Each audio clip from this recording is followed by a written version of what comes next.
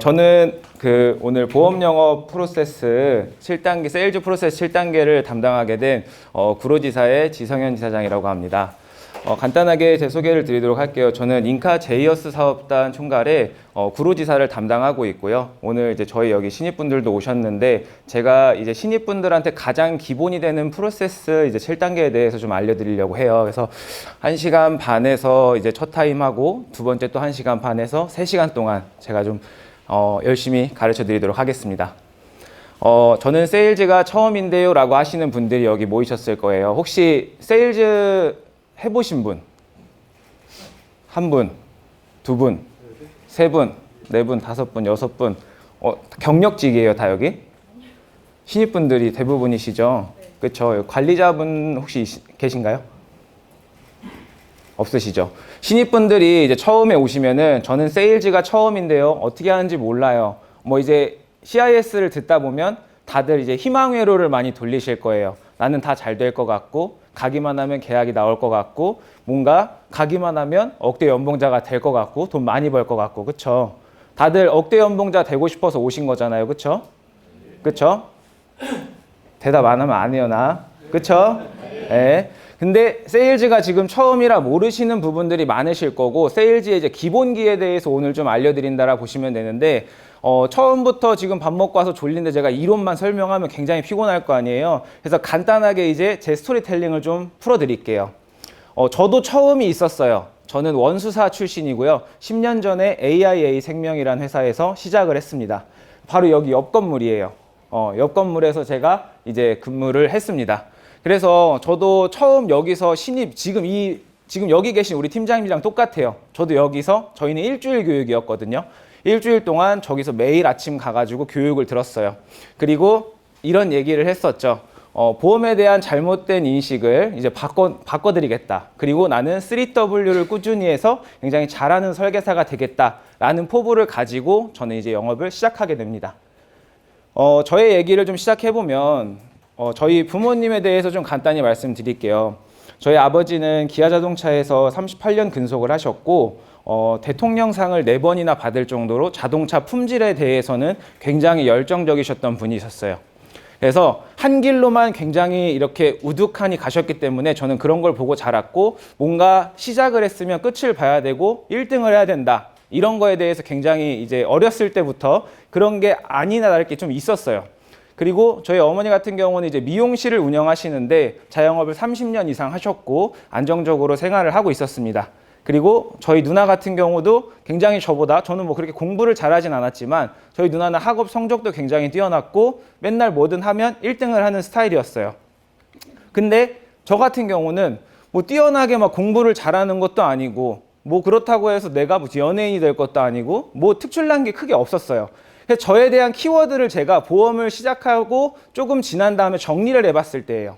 키워드를 보시면은 맨 그냥 앞에 나와가지고 떠드는 것만 했어요. 막 반장하고 회장하고 전교회장하고 선도부장하고 학생회하고 부모님들이 싫어하죠. 돈 많이 들어가니까. 근데 저는 막 재밌었어요. 친구들도 많이 사귀고 학교에서 뭔가 나를 알아주고 내가 단상 앞에 서서 누군가를 진두지휘하고 이런 거에 대해서 굉장히 전 즐거워했거든요. 그러면서 저는 운동을 했었습니다. 태권도를 오래 했었고 태권도 선수 생활을 하면서 신체 조건이 남들보다 좀 크다 보니까 초등학교 때 중학교 형들이랑 겨루기 대회를 나갔었고 중학생 때 고등학교 대회를 나갔었고 고등학교 때 일반 선수부 대회를 나갔었어요. 그리고 나서 태권도를 하다 보니까 국가대표에 선발되지 않으면 결국에는 뭐 내가 잘할 수 있는 거는 관장님밖에 없더라고요. 근데 관장님 하려고 내가 태권도를 그렇게 10년 넘게 한 게 아니기 때문에 저는 체대 입시를 해서 체육교육과를 가자. 그래서 내가 누군가를 가르치는 지도자가 되자. 이런 생각을 가지고 제가 체대 입시를 하게 됩니다. 그리고 3년 동안 굉장히 열심히 했고 굉장히 체대 간에서 이제 꽃길로 가고 있었어요. 체육 성적이 굉장히 좋았거든요. 그리고 상위 항상 랭킹에 들어갔었고 내가 갈 학교에 대해서 입시 시험은 다 만점을 만들어 놨었어요. 그런데 이제 불행하게도 제가 발목 인대가 끊어지는 사고가 좀 나요. 그러면서 부득이하게 왼쪽 발을 쓸 수가 없는 상황이어서 뭐 제자리 멀리 뛰기도 있었고 단거리 달리기도 있었고 100m 달리기도 있었고 농구 시험도 있었고 여러 개가 있었는데 발목을 쓸 수 없다 보니까 실질적으로 내가 체육이랑 관련된 거는 할 수가 없어지는 상황이 왔어요. 그래서 제 인생의 첫 시련이었어요. 그리고 부모님한테 제가 그랬거든요. 제가 체육을 한다 그랬을 때 당연히 부모님이 반대를 하셨죠. 왜냐면 뭐 체육해봤자 뭐 먹고 살래, 그거 해가지고 돈 어떻게 벌을래, 이런 인식들이 굉장히 강하셨는데 내가 막 체육 선생님 한다 그랬더니 네가 무슨 체육 선생님이냐 막 이랬거든요. 그런데 이제 부득부득 우겨가지고 체육을 했는데 지금 이렇게 되니까 이제 집에서 면목이 없는 거예요. 내가 좀 훈련할 때 조심했으면, 그날이 좀 비 오는 날이었는데 트랙에서 뛰다 발목이 돌아갔거든요. 그래서 이렇게 되고 이제 집에 가니까 너무 속상한 거예요. 방에서 혼자 막 엄청 울었어요. 근데 이제 부모님한테 내색은 못하니까 뭔가를 해야 되겠고, 이제 학원에서는 원장님이 재수 권유를 했어요. 1년만 딱 회복하고 어차피 실기시험 만점이니까 체대를 가자 이렇게 했는데, 제가 이제 성격이 약간 좀 완벽주의자 성격이 있어요. 뭔가 시작을 하면 끝을 봐야 되고, 만약에 뭐 성인 남자가 20살이 되면 당연히 대학교를 가야 되고, 뭐 몇 살이 되면 군대를 가야 되고, 군대에 나오면 26살에 딱 졸업을 해야 된다, 이런 것들에 대한 좀 강박이 있었는데, 재수를 하게 되면은 저는 그걸 못 맞추잖아요. 남들보다 1년이 늦어지잖아요. 그러니까 그게 너무 싫었어요. 나보다 1살 어린 친구들이랑 학교 다니는 것도 싫었고, 내가 뭔가 뒤처지는 느낌이 나는 게 되게 싫었어요. 그러다 보니까, 혹시 이거 마이크 없으면 소리 안 들리나요? 들리시죠? 무거워가지고 그냥 안 들고 할게요. 그래서 어떻게 하는지 집에서 굉장히 혼자 막 고민을 많이 했어요. 고민을 하다가 내린 결론 끝에 이제 누나랑 상의를 좀 많이 했어요. 그랬더니 누나가 만약에 네가 재수를 할 생각이 없으면 다른 학교를 가서 뭐 기술을 배우든지 전문적인 걸 좀 배워봐라 했어요. 근데 아까도 말씀드렸다시피 저는 이제 공부에 별로 관심이 없었어요. 근데 다른 학교를 갈 때 제가 과연 공부에 관련된 과를 가려고 했을까요? 아니었죠. 저는 뭐라도 해야 된다라고 해서 이제 지방에 있는 대학교들을 찾기 시작합니다. 실기시험 이런 거 없이 그냥 내가 갖고 있는 성적으로 갈 수 있는 정도. 찾다 보니까 광고 마케팅이라는 과가 있는 거예요. 그리고 그 과를 설명해 놓은 설명을 보니까 약간 좀 이렇게 재밌어 보였어요. 뭔가 내 아이디어를 표출해서 작품을 만들고 그걸로 뭐 CF도 제작하고 포스터도 만들고 이런 걸 한다 그랬거든요. 공부는 아니네. 좀 재밌겠다. 내가 막 사진 촬영도 하고 영상 촬영도 하고 너무 재밌겠다라고 해서 전 했습니다. 그래서 지방대학교 광고홍보학부에 입학을 했어요. 거기서 1학년 때부터 차곡차곡 이제 광고에 대해서 배우기 시작합니다. 잘할 수 있었을까요? 잘했을까요? 네. 잘했을까요? 잘했을까요? 못했을까요? 잘했을 것 같아요. 잘했습니다. 수석으로 졸업을 했어요. 그래서 광고에 갔는데 너무 재밌는 거예요. 그냥 내 아이디어를 이 사진 한 장에 담아내는 그게 너무 재밌는 거예요. 그리고 15초짜리 광고 안에 내 모든 생각을 표현해내야 되는 게 너무 재밌는 거예요. 그래서 저기에 거의 미쳐 있었어요. 그래서 막 이렇게 만들고 하다 보니까 수석으로 졸업을 했는데, 내가 대한민국 최고의 광고쟁이가 되겠다. 근데 국내에 하는 사람들이랑 좀 다르고 싶다. 제가 굉장히 좋아했던 광고 CEO예요. 이재석이라고 혹시 뭐 들어보신 분 계실지도 모르는데, 이분이 제일기획에서 근무를 하시다가 나와서 본인의 광고회사를 차렸어요. 왜냐하면 본인의 아이디어가 너무 뛰어나. 근데 국내에서 받아들여지지가 않아요. 이분이 어떤 광고를 만들었냐면 이런 광고를 만들었어요. 뭐 쓰레기통 광고에서는 밑에서 누군가 쳐다보고 있으니까 뭐 분리수거 잘해라. 그리고 저기 이제 지하철 계단에다가는 에베레스트 산을 붙여놓고 저 영어 한 문장으로 써 있죠. 이 계단이 누구에게는 에베레스트 산입니다. 장애인을 위한 광고였거든요. 근데 이 광고들이 전부 다 해외에서 수상을 받았던 광고들이에요. 국내에서는 전혀 받아들여지지가 않았어요. 근데 이분이 해외 대회 나가기만 하면 1등을 하다 보니까 갑자기 9시 뉴스에 나오기 시작해요. 광고 루저에서 광고 천재가 됐다고. 그러니까 이제 한국은 좀 잘 되고 나면 그때 가서 이제 관심을 갖기 시작하는 거예요. 근데 이분이 첫 하나 받겠어요? 오지 않았죠. 자기 이재석 광고 연구소라는 데를 차려서 굉장히 대박이 납니다. 해외고 국내고 다 섭렵을 해서 광고계에서는 굉장히 엘리트로 손꼽아질 정도로 유명해지셨는데, 제가 이제 광고쟁이가 되겠다, 난 광고 디렉터, 멋있는 광고 디렉터가 되겠다라는 생각을 가지고 있는 찰나에 시기가 왔어요. 이제 내가 생각했던 그 군입대의 시기가 딱 온 거예요. 그래서 육군에 딱 지원을 했고 기다리고 있었는데 이제 입대가 한 2주 정도 남았어요. 남성분들은 아실 거예요. 이때쯤 되면 굉장히 초조해. 인생이 끝나는 것 같고 오늘 빨리 한 잔 더 먹어야 될 것 같고 친구를 한 번 더 만나야 될 것 같고 여자친구도 한 번 더 만나야 될 것 같고 그런 초조함에 뭔가 이렇게 쫓기다시피 매일매일 친구들을 만나고 늦게 집에 들어오기 시작했습니다. 그래서 입대가 정확히 2주 정도 남았을 때 갑자기 집에 이제 그날도 술을 먹고 집에 들어왔어요. 근데 이제 아버지가 부르는 거예요. 잠깐 방으로 와보라고. 그래서 왜 그러지 하고 갔는데 이제 이런 소식을 전해줬어요. 엄마가 좀 아프다. 엄마가 좀 많이 아픈데 네가 이걸 알아야 될 것 같아서 원래 말을 하지 않으려고 그랬는데 얘기를 해야 될 것 같아 라고 해서 얘기를 했어요. 엄마가 암에 걸렸다는 거예요. 근데 온 가족이 알고 계셨는데 나만 모르고 맨날 술을 먹고 다녔던 거예요. 왜냐하면 입대를 얼마 안 남은 이제 아들이 엄마가 암에 걸렸다라는 얘기를 들으면 이제 뭔가 생각을 좀 달리 하거나 아니면은 이제 군대 가서도 삐뚤어지거나 이럴까봐 아빠랑 누나랑 모두가 이제 노심초사 하다가 이제 두 분이서 상의를 했나 봐요. 그래도 알아야 되지 않겠냐. 그래도 엄마가 이렇게 치료를 받아야 되는데 얘만 모르고 있으면 어떡해 라고 해서 저한테 이제 얘기를 하게 됩니다. 그래서 엄마가 이제 위암 진단을 받으시고 그 다음에 이제 중대병원에 입원을 하셔가지고 수술을 하시는 것까지만 보고 저는 입대를 했어요.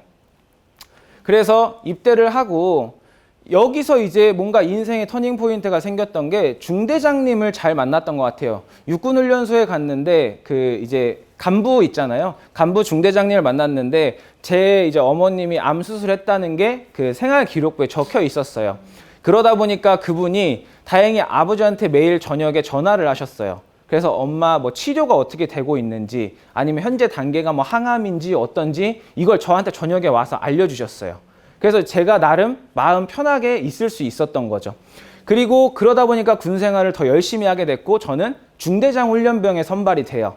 그래서 저 당시에 거의 막 술 먹고 대학교 때 놀자판으로 가다가 보니까 굉장히 살이 많이 쪄가지고 군대에 갔는데 중대장 훈련병 4주를 딱 하고 나니까 25kg가 빠졌어요. 그러고 나니까 이게 규칙적인 생활의 패턴이 있으면 되겠구나. 지금은 왜 제가 규칙적인 생활을 못하고 있는지 잘 모르겠지만 이렇게 이제 중대장 훈련병 생활을 하고 전역을 하게 됩니다. 근무를 하고 건강하게 전역을 하게 되는데 이때 또 인생의 전환점이 한 번 또 옵니다. 엄마가 암에 한 번 더 걸리셨어요. 2년 뒤에. 그게 갑상선암에 걸리셨어요. 그래서 똑같이 중대병원에 가서 검사를 하셨는데 원래 위암에 걸리셨던 분들, 여성분들은 갑상선이나 자궁 쪽으로 많이 온다라고 이제 의사분이 말씀을 해주시더라고요. 그래서 이제 갑상선암 수술을 했는데 정말 최악의 케이스가 나왔어요. 의사분이 수술하다 말고 피 묻은 손으로 나왔어요. 저랑 이제 아버지가 밖에서 기다리고 있는데 저희한테 물어볼 게 있대요. 그래서 뭘 물어볼 거냐라고 하니까 어머니 이 갑상선 한쪽을 뗐는데 이게 아무리 봐도 악성인지 양성인지가 안 나온다는 거예요. 그래서 저희 보고 선택을 하래요. 나머지 한쪽도 띄게 되면 평생 약을 드셔야 되고 한쪽을 살려놓으면 약을 안 먹어도 된다. 근데 만약에 이 암세포를 암센터에 보냈는데 악성이 나오면 재수술을 해야 된다. 저희한테 빨리 5분 안에 선택을 해야 되는 이 기로가 온 거죠. 근데 이제 저랑 이제 아버지가 생각했을 때는 평생 약을 먹는다는 게 굉장히 힘들잖아요. 그러니까 저희는 뭐 만약에 악성이었으면 나왔겠지라고 생각을 하고 닫아달라고 했어요. 그래서 수술을 마치고 닫고 나왔어요. 그리고 이제 그 암 덩어리를 이제 암센터에 보냈죠. 그래서 일주일이 지나고 결과가 나왔는데 악성으로 나왔어요. 그래가지고 악성으로 나오고 림프절에까지 다 전이가 됐다고 나왔어요. 그래서 일주일 만에 다시 이 아물지 않은 상처를 열었어요. 그러고 나서 양쪽을 다 제거하고 이제 깨끗하게 치료를 했습니다. 그러고 나니까 이제 엄마가 목소리도 안 나오고 피로감도 심해지고 약도 먹어야 되고 뭔가 이 감정 조절도 잘 안 되고 이런 것들이 오기 시작해요. 그러면서 제가 지금 할 수 있는 부분이 뭘까라고 봤더니 아빠도 회사를 다니시고 누나도 회사를 가기 때문에 저는 아직 이제 전역한 지 얼마 안 된 사람이라 시간이 좀 있었던 거예요. 그래서 제가 부모님 간병을 하기 시작해요. 그래서 병원에 붙어서 이 옆에 붙어가지고 엄마 뭐 물도 떠다 드리고 뭐 수건도 갖다 드리고 막 하고 있었는데 저한테 계속 그 얘기를 하시는 거예요. 병원에서 난 네가 예체능을 그만했으면 좋겠어. 나는 내가 죽기 전 소원이 너네 아빠처럼 좀 안정적인 회사에서 안정적인 직업을 갖고 있으면 좋겠어. 내가 그래야지 마음이 편할 것 같아. 라는 말씀을 하셨어요. 그래서 저 때 이제 인생의 두 번째 전환 포인트가 와서 공부를 하기 시작해요. 아, 그래. 그러면은 뭐 죽은 사람 소원도 들어준다는데 산 사람 소원 한번 들어줘 보자. 라고 생각을 하고 제가 새벽 5시에 이제 편입학원에 나가서 매일 공부를 하게 됩니다. 아침부터 저녁까지 하루 종일 거기서 영어 공부도 하고 뭐 수학 공부도 하고 이것저것 해요. 왜냐하면 저는 문과 출신인데 어머님이 원하는 거는 이과예요. 난 정말 난 저 수포자거든요. 수학을 못해요. 저는 수학도 못하고 과학도 싫어하고 이런 사람인데 저보고 이제 편입을 해서 이과를 가라는 거예요. 공대를. 그래서 엔지니어가 되라는 거예요. 그래서 했어요. 나름 열심히 노력을 했어요. 잘했을까요? 잘했을까요? 했습니다. 그래서 홍대 공대에 들어갔어요. 그래서 나름의 뭔가 이 내가 쏟아부은 시간 대비해서 나름 성과를 만들었기 때문에 저는 바로 3학년으로 학교를 들어가게 됩니다. 그래서 제가 공부를 다시 시작을 했고 딱 한 명 뽑았었어요. 이 공대에. 편입은 굉장히 사람 수를 적게 뽑거든요. 왜냐하면 중간에 들어가는 사람이기 때문에 한 명 또는 두 명만 뽑는데 진짜 운이 좋게 제가 뽑혔어요. 그래서 들어가서 공대는 굉장히 빡세다라고 하잖아요. 막상 갔는데 텃세가 너무 심한 거예요. 갑자기 뭐 보지도 못한 애가 3학년을 하고 선배라고 왔고 학번은 자기보다 높은데 아는 건 하나도 없고 심지어 제가 대학교 때 무슨 그런 게 있었냐면 교수님이 막 강의를 해요. 근데 막 이건 당연히 알지? 라고 했는데 저만 몰라요. 이거 고등학교 때 안 배운 사람 없지? 나 안 배웠거든. 그럼 어떻게 해야 되지? 손을 들고 질문했어요. 저 잘 모르겠습니다. 강의장이 약간 웃음바다가 됐어요. 저걸 모른다고? 근데 저는 그걸 모르는 수준이 어느 정도 제가 떨어진다는지를 몰랐어요. 그래서 무식하게 했어요. 왜냐하면 시험을 위한 공부를 했어요. 논술 시험을 보잖아요. 이제 시험지 백지를 주고 이제 이 교수님들이 여기다가 이제 문항을 띄워주면 그거에 대한 답을 우리가 막 적잖아요.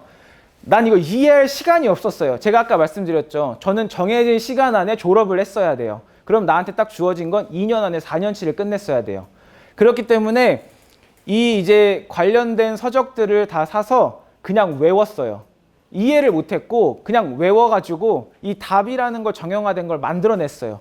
그래서 그걸 그냥 달달달달 외워가지고 어떻게 졸업을 하게 됩니다. 그래서 학과장님이 말씀하셨어요. 너는 뭐 광고하고 뭐 체육하고 이랬기 때문에 넌 여기서 4년 안에 졸업 못한다. 더 다녀야 돼. 이랬는데 제가 2년 동안 계절 아끼며 뭐며 풀로 강의를 다 들었어요. 그래서 방학 없이 해서 2년 만에 졸업을 했어요. 2년 만에 졸업을 하고 이제 미친 듯이 이력서를 넣기 시작합니다. 미친 듯이 이력서를 넣고 다시 좋아하던 운동도 하기 시작해요. 그러면서 농구도 하고 다시 헬스도 하고 운동을 하다 보니까 이제 뭔가 생활의 활력소도 넘치고 이력서를 열심히 집어넣고 있었어요. 면접도 계속하고 나름 그래도 공대를 나오고 성적도 우수하게 받고 하니까 면접의 기회는 많이 주어지더라고요. 그래서 면접을 보다 보니까 합격을 하게 됐습니다. 남들이 부러울 만한 회사에 들어갔고요. 두 군데 들어가가지고 교육도 받고 연수도 받았어요. 그래서 저는 이제 최종적으로 현대를 선택했는데 현대를 선택하고 났을 때 저의 버킷리스트가 있었어요. 부모님이 편찮으셨기 때문에 나는 돈을 많이 벌어서 우리 어머니랑 아버지랑 함께 좋은 여행을 한번 가보고 싶다. 그리고 용돈도 많이 드리고 싶다. 이런 이제 버킷리스트가 생겼고 정말 그냥 다람쥐 쳇바퀴 굴러가듯이 매일매일 똑같은 일상을 갔어요. 매일 출근해서 부장님, 과장님한테 서류 갖다 주고 또 혼나면 다시 만들고 이거를 미친 듯이 반복을 했어요. 그러다 보는데 어느 날부터 동네에 보험왕이라고 소문나 있는 제 친구가 하나 있었어요. 근데 자꾸 이 친구가 매주 월요일마다 똑같은 시간에 전화가 와요. 커피 한 잔 먹자, 밥 한 끼 먹자, 요즘 어때? 별로 안 친했거든요? 별로 안 친했는데 자꾸 전화가 와. 한 번만 만나재, 커피를 먹재, 뭐 보험 얘기도 안 해. 궁금해요. 왜 자꾸 나를 만나자고 하는지. 제가 주변에 친구들한테 물어봤죠. 동네가 좁으니까. 얘들아, 얘가 자꾸 나한테 전화가 와. 커피를 먹재. 다 이랬어요. 조심해. 너한테 종신보험 권유할 거야. 그 친구들은 이미 만났더라고요. 그 친구도 이미 만나서 가입한 친구도 있었고 뭐 이제 거절했던 친구도 있었고 조심하래요. 그래서 이 친구가 딱 왔어요. 집 앞으로 날 태우러 오겠대. 굳이 집 앞에 왔어. 딱 나갔는데 벤츠를 타고 왔고 굉장히 멋있는 정장을 입고 반짝반짝거리는 시계도 차고 누가 봐도 명품 브랜드가 크게 박힌 클러치도 들고 타래요. 옆으로 탔어요. 차 안에서 막 좋은 향기가 나. 승차감도 좋아. 나 아직 차가 없는데. 식당에 도착했는데 막 한정식이 막 내가 손이 안 닿아. 너무 테이블이 길어서. 근데 이걸 둘이 다 먹는다고 하는데 막 그런 풀코스를 시켜줬어요. 이걸 먹어도 되나? 약간 부담스러운 거 있잖아요. 내가 이걸 먹으면 뭔가 가입을 해야 될 것 같아.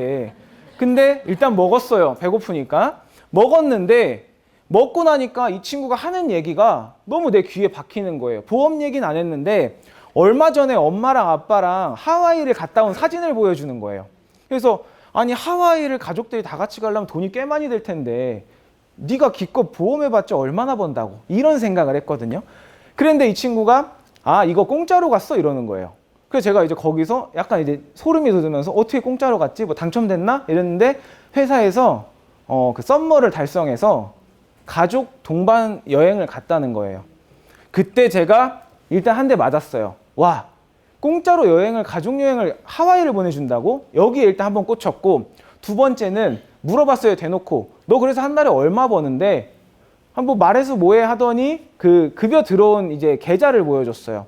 근데 정확히 아직도 기억나요. 1,100만 원이었어요. 나는 월급이 300만 원대인데 대학교까지 나와서 이 친구는 고졸이에요. 고졸인데 월급이 1,100? 나보다 한 3배 이상을 더 버네. 거의 4배 가까이 버네. 여기서 이제 제가 2대 맞았죠. 그래서 제가 친구랑 저를 그 식당 안에서 비교하기 시작합니다. 얘는 고졸, 난 대졸. 얘 키 170인데 나 185야. 내가 얘보다 말도 더 잘하는 것 같아. 내가 얘보다 생긴 것도 나은 것 같아. 내가 뭐 가족들이고 뭐 더 똑똑한 것 같아. 막 이제 약간 내가 유리한 쪽으로 자꾸 생각을 하게 돼요. 그러면서 얘가 1,100을 벌면 나는 2천만 원 넘게 벌겠는데? 이런 생각이 딱 들었던 거예요. 굉장히 어리석었죠. 그리고 굉장히 판단이 이때는 왜 그렇게 빨랐는지 몰라요. 그냥 밑도 끝도 없이 나 2천만 원 벌 수 있을 것 같았던 거예요. 그래서 이때 생각을 해봅니다. 체육특기생을 할 때도 잘했는데 내가 위기에 닥쳤을 때 광고 홍보를 갔더니 수석을 했어. 근데 또 어머님이 편찮으셔서 원하던 공부를 했더니 졸업을 잘했어. 보험도 잘할 수 있지 않을까? 이런 생각을 했던 것 같아요. 그래서 긍정적인 생각을 하면서 지금의 저를 돌아봤더니 제가 공대 출신도 아니고 제가 원해서 간 회사가 아니었잖아요. 부모님이 원해서 간 회사였잖아요. 그러다 보니까 재미가 너무 없는 거예요. 내가 여기서 흥미를 찾을 수도 없고 내가 여기서 뭔가 목적의식이 없어요. 내가 막 이 부장님처럼 나 돼야겠다. 이 과장님처럼 돼야겠다. 이런 게 없는 거예요. 롤모델이 없었어요. 그래서 막 이런 걸 자꾸 찾아보게 돼요. 퇴근하고 집에 가서. 역시 성공한 사람들은 뭔가 이 우여곡절이 있겠지? 막 이런 힘든 시기를 겪어냈겠지? 막 이런 얘기를 자꾸 유튜브로 막 보기 시작하고 찾아보기 시작합니다. 그러면서 합리화를 해요. 그리고 이미 마음은 보험회사 입사 서류를 집어넣고 있었어요. 그러면서 저는 회사에다가 그만두겠다라고 얘기를 합니다. 그러고 나서 집에다가는 상의 드리는 척. 오늘 월급을 받았는데 식사를 좀 하자. 그래서 부모님을 모시고 한정식 집에 갔어요. 식사를 하는데 부모님이 뭐 이제 기분 좋게 드세요. 제가 월급 받아서 밥을 사준다 하니까. 그러다가 이제 어느 정도 술도 한 잔 들어가고 했을 때쯤 제가 얘기를 꺼냈습니다. 내가 근데 이직을 한번 해보고 싶어서 어땠을까요? 뒤지게 먹었어요. 그냥 먹은 정도가 아니라 막 진짜 막 욕이 나왔어요.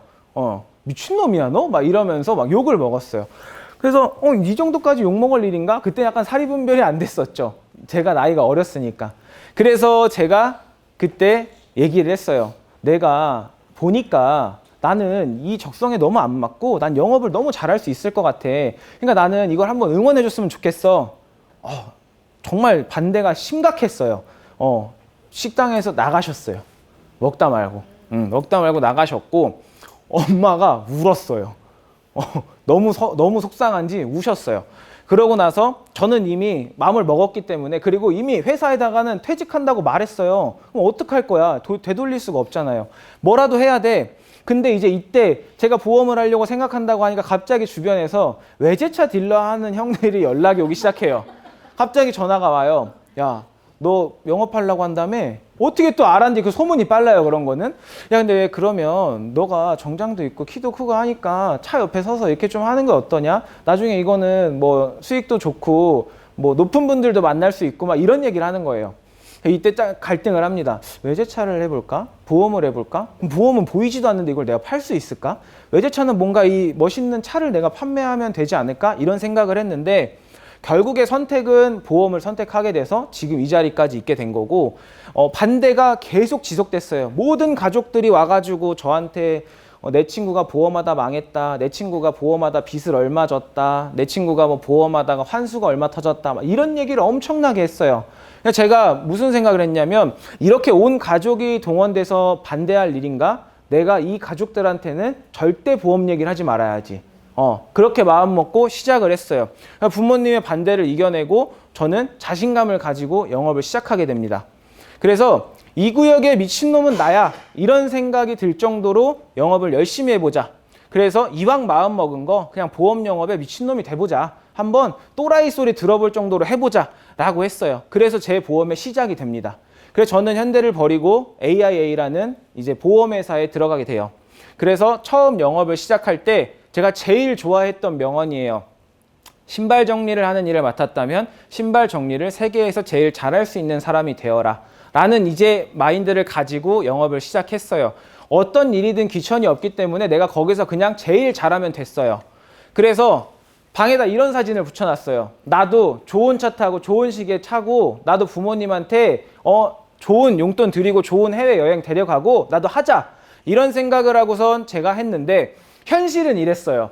현실 막상 막 정장 입고 막 나갔어요. 근데 사람들이 막 뭐야, 진짜 안타깝다. 공부해가지고 저렇게 좋은 회사 가놓고 저런다고? 아, 불쌍하다. 쟤도 이제 사람들한테 연락하면 안 받겠네. 막 이런 취급을 이제 받기 시작합니다. 그러면서 보험쟁이 소리를 많이 듣고 안타깝다는 얘기를 굉장히 많이 들었던 것 같아요. 그렇지만 어쨌든 남의 시선 신경 쓰지 않고 그냥 계속 했어요. 똑같이. 그래서 한 달간의 교육 과정이 끝납니다. 저도 여러분들과 똑같이 이 자리에서 교육을 받고 시험도 보고 뭐 자격증 따고 밤 늦게까지 남아서 RP 연습하고 이거를 한 달 내내 미친 듯이 했어요. 무한 반복을 하고 보험 영업에 대해서 미친놈이 돼보자 하고 영업을 시작하게 됩니다. 실제로 저는 AI 다닐 때 제가 미친놈 소리를 왜 들었냐면, 연도대상 시상식이라는 거 있어요. 1년의 업적이 끝나면 그 1년에 한번 가장 큰 뭐 호텔 같은 데서 시상식이 열려요.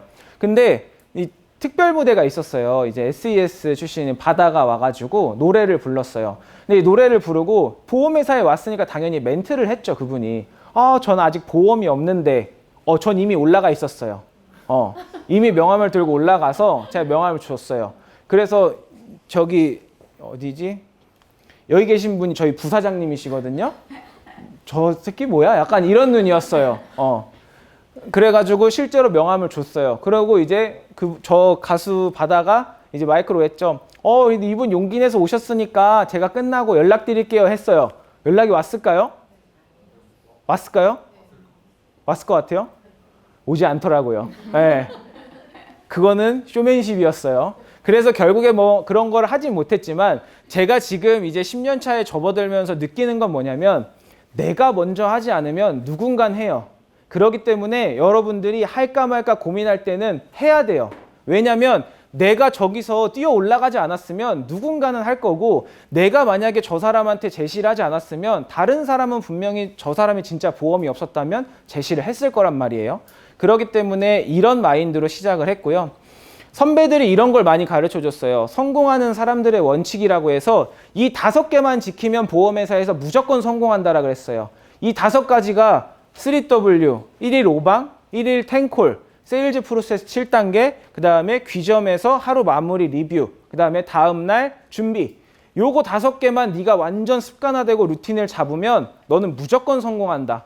너는 무조건 억대 연봉자 간다 라고 얘기를 했어요. 그래서 제가 이 5가지를 적어놓고 이거는 어떻게든 내가 지켜야겠다 라고 해가지고 3W를 시작합니다. 여러분 혹시 3W 들어보셨어요? 못 들어봤어요? 3W는 한 주에 신계약을 3건 이상 체결을 해야 돼요. 한 주에 3건 이상 체결을 해야 되고, 보면은 이 보장성 보험으로 3만 원 이상을 해야 돼요. 이게 지금은 여러분은 대리점에 오셨잖아요. 인카 금융서비스에. 저는 예전에 AIA 생명의 원수사였어요. 생명보험회사는 상품이 굉장히 한정적이고 종신보험 위주로 구성이 되어 있기 때문에 판매하기가 어려웠어요. 그리고 제 나이가 어떻게 됐어요? 26살이었어요. 26살 친구들한테 종신보험을 권유하면 니즈가 있을까요? 없죠. 그리고 26살이 찾아가가지고 40대, 50대한테 말한다고 해서 그분들이 들을까요? 안 들어요. 어린애가 와가지고 금방 그만두겠네 라고 생각을 해요. 그렇기 때문에 저는 3W를 어떻게든 해야겠다라는 마음은 가졌지만 굉장히 마음속으로 불안했어요. 왜냐면은 하기가 어렵기 때문에. 그리고 5방, 하루에 5명을 무조건 만나야 돼요. 하루에 5명을 무조건 만나면 성공할 수밖에 없다라고 배웠어요. 그래서 무조건 스케줄러에 5명씩을 꽉꽉 채우기 시작합니다. 근데 이 5명을 채울 때 의미 없는 만남을 하면 안 되고 내가 어떤 일을 하는지 그리고 내가 지금 하는 일에 대해서 설명할 수 있는 사람의 약속을 잡아야 돼요. 그냥 친구 만나서 단순히 커피만 먹다가 오고 이런 건 안 돼요. 왜냐하면 커피를 먹더라도 내가 왜 보험을 시작했고 나 이제 보험을 해 라고 알릴 정도는 돼야 되는 이런 약속을 5명을 잡았어요. 그리고 텐콜, 가망 고객 리스트를 작성할 거거든요. 여러분도. 그러면 가망 고객 리스트 작성을 하면 이 작성한 사람들한테 하루에 무조건 10콜씩 전화를 하는 거예요. 이러면 사람들이 거기서 약속을 잡으려고 콜을 하는데 무조건 뭐 사람들이 그냥 안부 전화만 하다 끊는 경우들도 있거든요. 그러면 안 돼요. 무조건 이 사람이랑 만남을 잡아야 돼요. 어색하고 불편하고 싫고 어째도 만나야 돼요. 만나야 답이 나와요. 그리고 오늘의 주제죠. 세일즈 프로세스 7단계 이거를 미친 듯이 반복해야 된다 그랬어요. 끊이지 않고 계속 반복해야 된다 그랬어요. 그래서 계속 반복을 했는데 첫 번째가 가망 고객 발굴. 내가 누구를 만날지 누구한테 전화할지를 작성하는 거예요. 그리고 두 번째가 전화를 하는 거예요. 야, 우리 한번 만나자. 커피 한 잔 먹자. 밥 한번 먹자. 제 친구가 저한테 어떻게 했죠? 매주 월요일 날 똑같은 시간에 저한테 전화를 했죠. 제가 가망 고객이었으니까. 세 번째, 1차 미팅. 친구가 어떻게 했죠? 식당으로 저를 태워갔죠. 어쨌든 만났잖아요. 1차 그래서 나중에 이 친구랑 술 먹다 물어봤어요. 너 그날 나한테 뭘 하려고 그랬어? 이미 가방에 가입 설계서 다 뽑아왔었어요. 근데 제가 그 친구가 해외여행 가고 이런 거에 반응을 하니까 이 친구가 가방을 안 열었던 거예요. 아, 리크루팅을 하자. 그래서 마음을 바꿨던 거고. 두 번째, 2차 미팅 만났죠. 이 친구가 저한테 뭘 했겠어요? 입사 제안서를 줬죠. 그래서 저는 거기다 사인을 했죠. 그리고 5단계 계약 체결. 전 이미 사인했잖아요. 클로징하고 이제 면접을 시작하게 됩니다. 그리고 나서 이 친구가 계속해서 저를 이제 케어해주고 관리해주고 이렇게 됐던 거예요. 그거랑 이 이제 세일즈 프로세스 7단계랑은 똑같은 구조라 보시면 돼요. 영업이든 리크루팅이든 이 구조는 똑같아요. 무조건 첫 번째는 가망 고객 리스트를 작성을 해야 되고 두 번째는 내가 전화를 해서 만남 약속을 잡아야 되고 세 번째는 1차 미팅.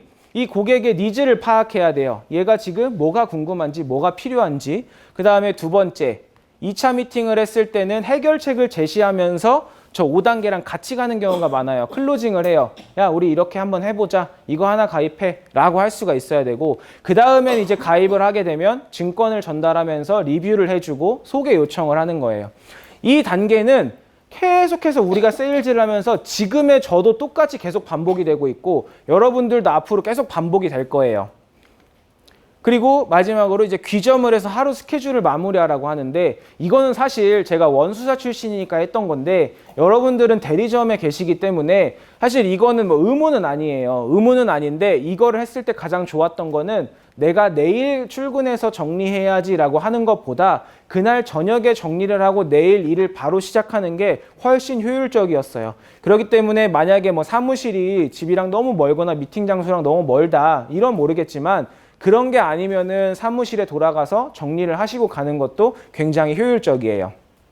그래서 저는 여기서 선배들이 알려준 5가지를 머릿속에다 넣고 지피지기면은 100점 100승이라고 하는데 저는 적을 알고 나를 아는 게 아니라 내가 잘할 수 있는 거를 살리자라는 생각으로 영업을 했고 제가 가장 자신 있는 거는 활동력이었어요. 무조건 하루에 5명씩을 만나자. 5명을 못 만나면 집에 가지 말자. 제가 집이 경기도 평택이었거든요. 영업 처음 시작할 때. 저희 사무실은 여기 강남구청이었어요. 그렇기 때문에 거리상으로 굉장히 멀었고 새벽 4시에 일어나 첫 차를 타고 갔어야 돼요. 저희 회사는 7시 출근이었거든요. 그래서 집에 못 가고 사무실에서 잔 날도 있어요. 그냥 사무실 의자 2개 붙여놓고 저러고 자고 아침에 사무실 앞에 사우나가 있거든요. 거기서 빨리 씻고 와가지고 또 기다리고 있고 이렇게 이제 저는 생활을 했어요. 그래서 평택에서 강남으로 출근을 2년 동안 쉬지 않고 매일 주말까지 했어요. 그래서 저 당시에는 이제 내가 진짜 이 영업에다가 내 모든 걸 갈아 넣어야겠다라고 생각을 했고 그래서 하루에 무조건 5명씩을 만나자라는 목표를 가지고 스케줄을 짜다 보니까 한 달에 153개 이상의 약속을 잡히기도 했어요. 이것처럼 무조건 내가 5명씩을 하루에 만나지 않으면 집에 가지 않겠다. 진짜 어떻게 극단적으로 생각하면 내가 하루에 5명 못 만나면 나 오늘 죽어. 약간 생각을 가지고 갈 정도로 이런 강박관념을 갖고 해야 돼요. 그렇게 하다 보니까 자연스럽게 저는 이 지점이랑 AI라는 회사에서 월등히 업적이 나오기 시작합니다. 그리고 2년 동안 신입 시절에도 계속 저는 억대 연봉자였어요. 저는 첫 해 연도에도 연봉 1억이 넘었었고요. 그렇기 때문에 남들은 다 좋은 차 사라, 너도 벤츠 타라, 뭐 포르쉐 타라 했어요. 근데 왜 안 탔냐면 내가 그거를 타는 순간 뭔가 거만해지고 나태해지고 이럴까봐 제가 그때는 차를 안 끌고 뚜벅이로 영업을 했어요. 계속 저를 쪼았어요. 어떻게든.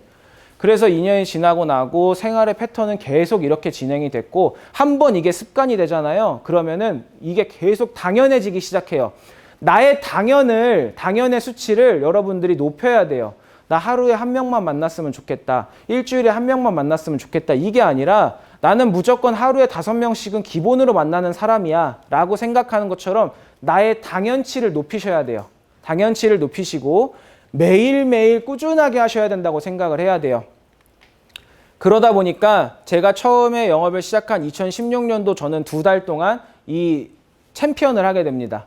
2달 동안 이제 AI 챔피언을 하게 됐고 AI에 제가 입사를 할 때 저는 대졸자 직장인 전형으로 들어갔어요. 이건 뭐냐면 대학교 4년제를 졸업하고 직장 경험이 있는 사람한테 특별 채용으로 나왔었거든요. 그래서 그 최종 면접에 합격을 하면 기본금 200만 원을 줬어요. 그러면 나는 영업을 하고 있지만 월급이 200만 원이 있기 때문에 조금 더 안정감이 있었죠. 그래서 마지막에 부사장님 미팅까지 완료를 하고 저는 이제 그걸로 들어갔는데 그거의 단점은 내가 1년 동안 맞춰야 되는 업적이 있어요. 내가 어쨌든 200만 원씩 지원을 받기 때문에 1년 동안 이 정도 업적은 해야 돼. 이런 게 있거든요. 근데 2달 만에 그 업적의 1500%를 달성했어요. 그러면서 회사에서 이런 안내장이 왔죠. 이 시작하자마자 1500% 달성해서 조기 업적 달성자가 되셨다. 그래서 저는 첫 해에 전국에서 1등을 하게 돼요. 26살에 정말 만날 사람 없고 보험회사는 원수사고 생명보험회사고 종신보험밖에 팔 수가 없는데 그 회사에서 1등을 하게 돼요. 어떻게 했냐? 아까 말씀드렸잖아요. 하루에 어떻게든 무조건 5명을 만나려고 했고 내가 이 날짜를 계산하지 않고 주말까지 무조건 갈아 넣었어요. 내가 여기서 성공하고 싶어서 왔는데 주말이니까 쉬어야지, 뭐 월요일이니까 좀 천천히 해야지, 뭐 말일이니까 어째야지, 이거는 성공을 하고 싶다라는 생각이 없는 거예요. 그렇기 때문에 여기 계신 분들이 내가 어느 정도의 수준을 벌고 싶어가지고 어느 정도의 커리어를 쌓고 싶어서 여기 오신지 모르겠지만 저는 본인들의 목표치를 많이 올렸으면 좋겠어요. 팀장님 한 달에 얼마 벌고 싶으세요? 1000만 원. 팀장님은요? 2000? 팀장님은요? 1500 이상. 팀장님은요?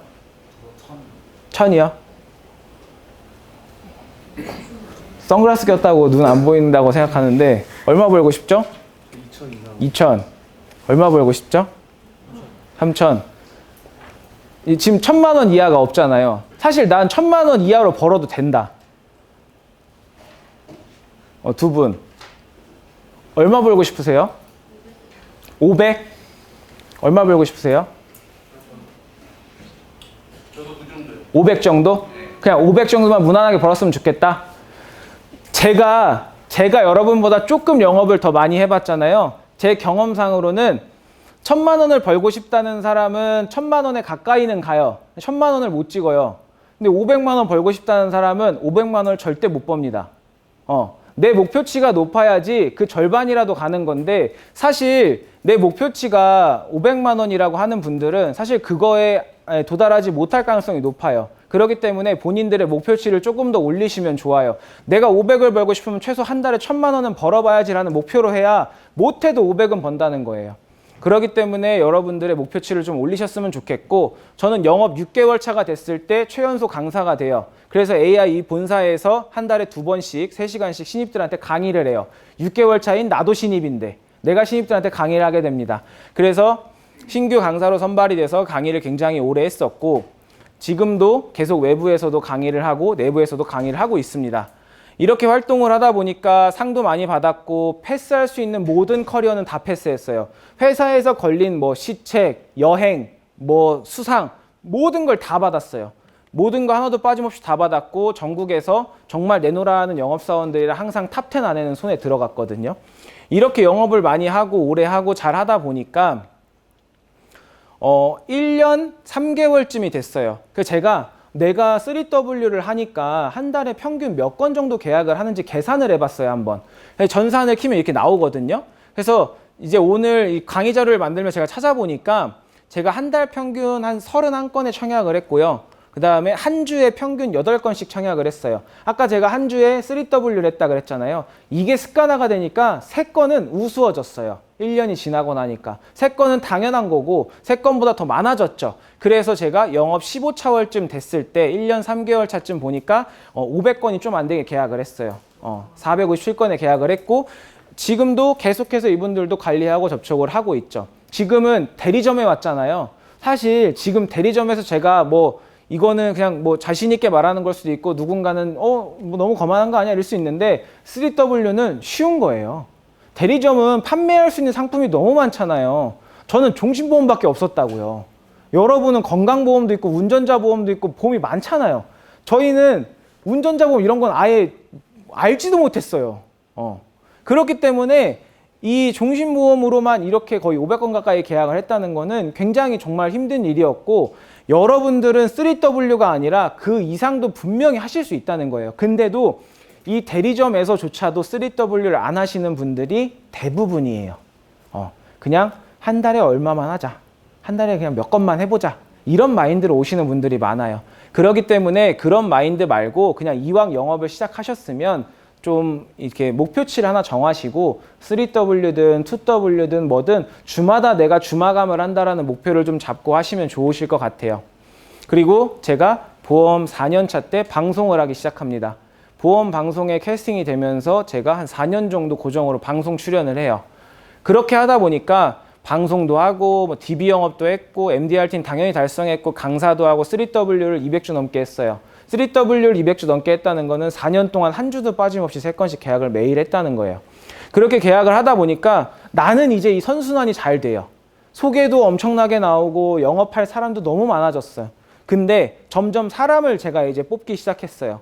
근데 저희 팀원들이 가장 고민을 하던 게 뭐냐면, 저랑 교육을 해서 RP는 다 됐어. 세팅이 완료됐어. 이제 난 상담만 나가면 돼. 만날 사람이 없어. 이걸 어떻게 해야 되지? 라는 고민을 굉장히 많이 하더라고요. 근데 웃긴 건 만날 사람이 없으니까 프로스펙팅을 하고 3W를 해보자 라고 얘기를 하는데 안 해. 나보다 나이 많은 사람들이 대부분이거든요. 근데도 안 해요. 저보다 환경이 더 좋아요. 직장 생활도 몇 번 했다가 오신 분들도 계시면 만날 수 있는 사람이 나보다 더 많은데, 난 대학생들밖에 없었는데. 근데 이분들은 안 해요. 안 하다 보니까 어떻게 해야 되냐? 계속 말라가는 거예요. 이거는 나중에 여러분도 똑같을 수 있어요. 내가 이 기본기를 지켜야 되는데 그 기본기를 지키지 않고 영업을 그냥 잘한다? 절대 불가능한 일이에요. 그래서 이때 점점 말라가기 시작해요. 준비는 되어 있는데 만날 고객이 없다 라고 얘기를 하거든요.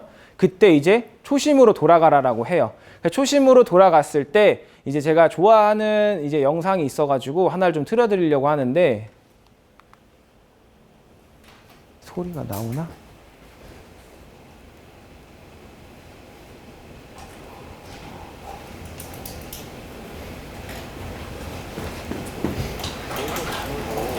소리가 안 나네.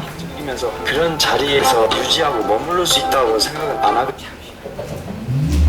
이게 마이크가 자동 절전 모드예요. 들으시면 나오고. 놀 거 다 놀고 할 거 다 하고 즐길 거 다 즐기면서 그런 자리에서 유지하고 머무를 수 있다고 생각은 됐어. 내가 어떤 행동, 어떤 공격을 했을 때 그게 드러나는 결과가 오는 거죠. 지수준 가장 쉽고 비전하고 유신이 지금 그런 투자가 없으면 현재 비전이 준비하고 잘 됐을 때 경기 내용하고 조금 더 소홀했던 준비 과정의 경기를 하고는 엄청난 차이가 나고 없는 자원으로 휴식 경기에 비해서 어느 만큼 내가 준비를 잘했느냐에 따라서 그 경기 내용이 틀렸을 수 있다고. 우리나라 최고의 선수죠. 손흥민 선수의 아버지가 이제 항상 저렇게 손흥민 선수를 계속 초심을 잡아라, 기초를 다져라, 준비를 잘해라 라고 얘기를 많이 하거든요. 근데 이게 보험이랑 정말 적용이 잘 돼요. 여러분들이 아직 이제 필드에 나가보시지 않았기 때문에 뭐 어떻게 생각하실지 모르겠지만 제가 영업을 조금 더 빨리 해본 사람의 입장으로서 말씀을 드리면 내가 얼마나 기본을 다지고 준비를 잘했느냐에 따라서 이 처음에 시작이 달라져요. 지금 내가 이제 보험 영업을 시작하는데 나 주변에다 보험 영업한다고 알리신 분 있어요? 한 분, 두 분, 세 분, 네 분, 다섯 분, 여섯 분. 나머지 분들은요? 아직 안 알리셨어요? 아직 안 알리셨어요? 네. 왜요?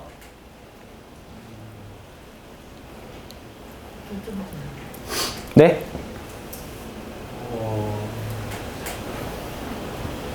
지인 영업을 할 생각을 하고 보험 교육을 들어러 온 게 아니기 때문에. 네, DB 영업 하려고. 네, 그렇죠? 옆에 팀장님은요? 같은 거고. 뒤에 팀장님은요? 아직 준비가 안 돼서 네. 빨리 제가 준비가 안 돼서. 뭐 준비가 안 돼서 안 할 수 있어요. 저는 이제 영업을 처음 시작할 때 저 어떻게 알렸냐면 일단 카카오톡 프사를 바꿨어요. 누가 봐도 보험 설계사예요.